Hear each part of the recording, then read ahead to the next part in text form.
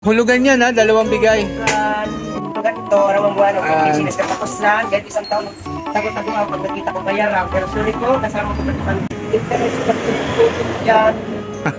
Ayan, dahil pinautang mo ko, Hello. may nagmagandang loob na naman uli sa'yo. Aray. Batiin mo uli si Ma'am Lisa mo. Ma'am Lisa na naman.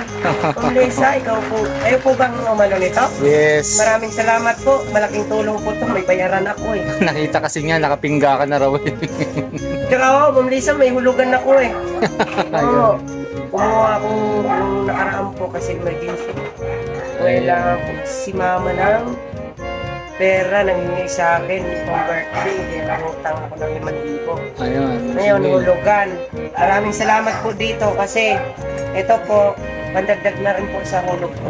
Okay. Salamat.